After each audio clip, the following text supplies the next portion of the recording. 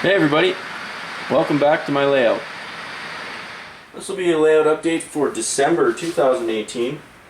First thing we're going to look at is some new rolling stock. I got a new engine. This is the new released Athearn ES44AC with Soundtraxx 2 Tsunami. And a couple of 40-foot well cars. One is Walthers Proto and the other is Walthers Mainline. So let's take a close look at those. So it's the latest run from Athearn Genesis. Pretty nice. I mean, the biggest change, I think the shell and everything's the same. Still's got the steerable trucks like the last release had. The main difference is the new decoder in this guy. So we'll do a little close run by here and listen to this prime mover.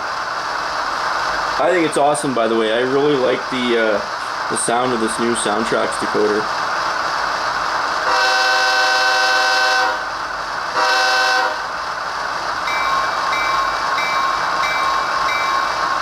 And those are factory settings, so right out of the box it sounds really good. I haven't even gone in and messed with the equalizer on it yet, so really happy so far with this.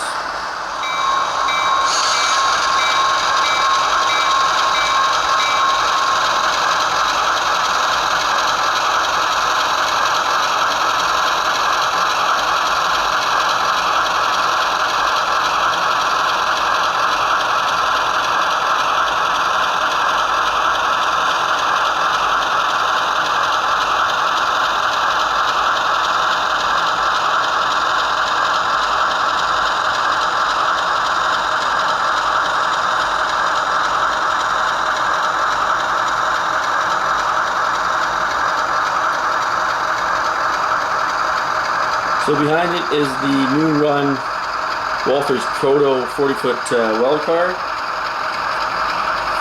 and these are really nice as well.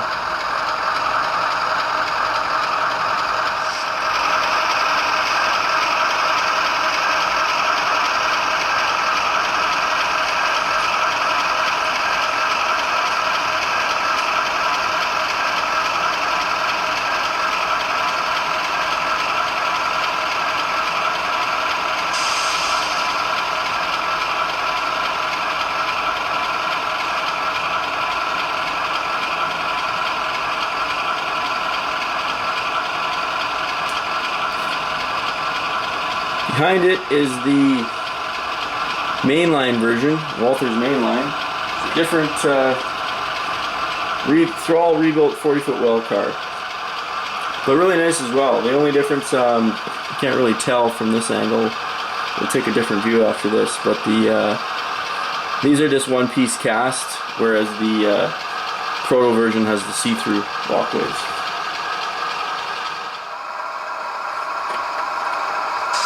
So this guy here is the Proto, which is the rebuilt all-purpose 40-foot well car. Main difference is the walkways. We'll zoom in quick. That shows it pretty good. That's the biggest difference I can tell between the Proto and the Mainline versions, are the see-through walkways. And this guy here is the Mainline version. It's rebuilt 40-foot well car.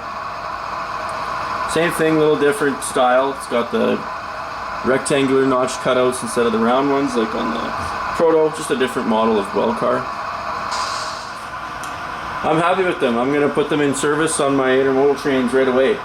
They're really heavy. That's kind of something that you don't really see too often in the 40-foot standalone well cars. And I really avoid buying the light ones. Like the Atlas cars, the 53s are super nice, but they're too light.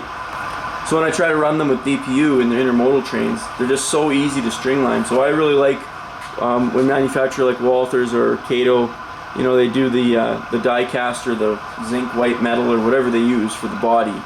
These are very heavy cars, and no issues running those with DPU.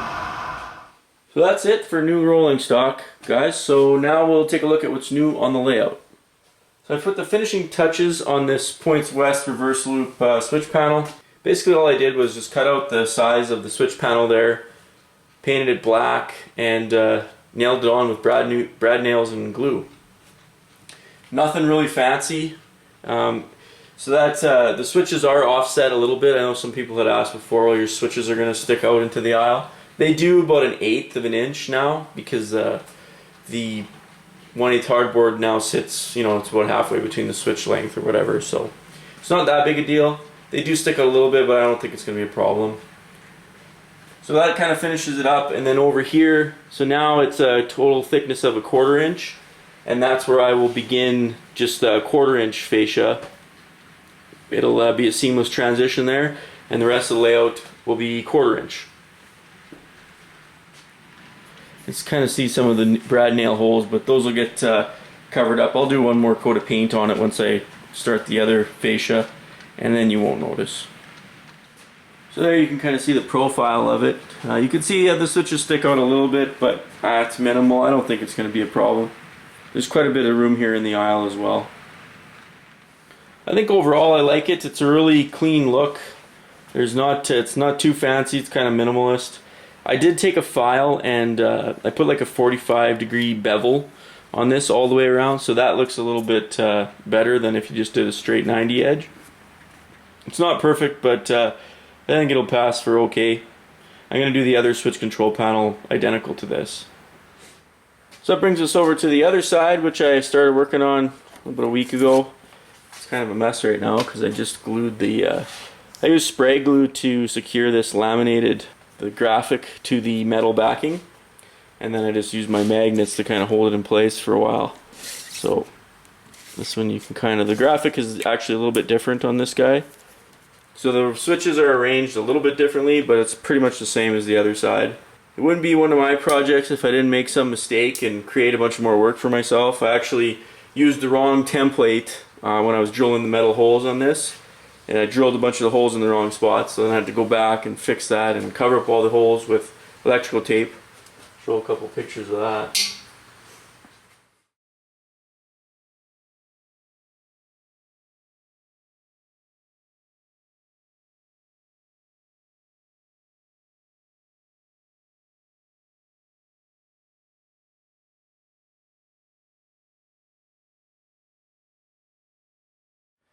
So luckily I was just able to go 180 with the piece of metal and then re-drill the holes.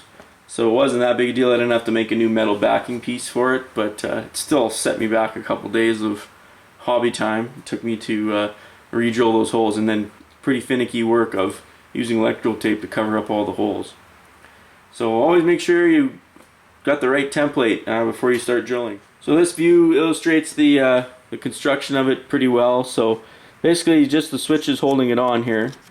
The switches go through the metal backing, and I drill the metal and the wood simultaneously because you need the holes to match up perfectly. And I'll do all the work, get it all working and everything, and the final thing that I do is cut it out and then sandwich another layer of 1/8 on it. So right now I've got all the switches mounted and in the correct orientation.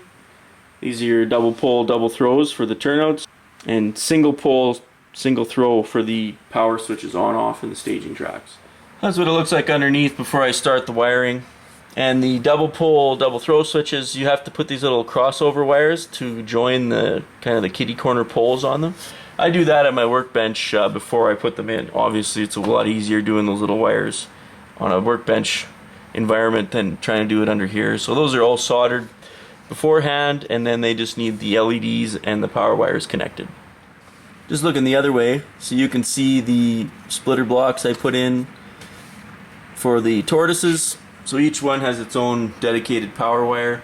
I know it's kind of overkill, but this way you don't have any, they don't slow down if you try to run a bunch of them at the same time. And then I just used, I had some leftover Lumex laying around, so I used that to go all the way down to my 8 amp power supply that runs would be the east booster on the layout. So the thing I got to do with that is I'm going to have to add a fuse in here, because that's an 8 amp booster and you don't need 8 amps for tortoise switch machines. Even though I have 8 here, that's way too many. So I'll add a little, I don't know, maybe 1,000 milliamp fuse here, and then I shouldn't have any problems. So that's it for progress on the layout, guys. Really haven't been able to spend a whole lot of time down here. We've been really busy, family stuff and trips and everything else that gets in the way of working on the railroad. My priority is to get that switch control panel done. It's really makes the layout a lot easier to operate once you have those finished. So that's my goal, is to hopefully get that done over the Christmas break. One other thing I wanted to talk about, well, first of all, I don't know if you guys know about this, but Virtual Railfan has a webcam set up at Revelstoke now, which is so awesome. We put it on down here all the time when me and the kids are down here working on the layout, and they like race over here when they hear the crossing bells go. So that's pretty cool. Shout out to Virtual Railfan for setting that up and making it available. There's actually 2 cameras. This is the west camera facing the main line in Revelstoke, and this is set up at the museum, I believe. So that's really cool. If you haven't checked that out yet, take a look. It's Virtual Railfan on YouTube. What I wanted to talk about was naming your railroad or branding it. So basically what I think I'm going to do is, I haven't put a whole lot of thought into really what I should call the railroad. What I came up with was, well, it's the Edson sub and the Lagan sub, basically, is what my layout will be once the CN side's finished. Right now it's just the Lagan, but Edson and Lagan, and it doesn't really go the other way. Lagan and Edson doesn't really make any sense, so I'm going to call it the Edson and Lagan subdivisions, I guess. But when I was thinking about it, that's E and L, and the same cool logo as Erie, Lackawanna. So I think basically if I do any like documentation for the railroad, or if you're making switch lists or just stuff that will have the model railroad's title in it, I think I'm going to steal the Erie Lackawanna logo and use that as my own, because it's cool and it's like a fallen flag. So I think that'll just be kind of a neat homage to a fallen flag railroad there, and a way to reuse it, and also a really lazy way that I don't have to make any new logo for my own railroad. So Edson and Lagan subdivisions, and that's going to be the logo for it.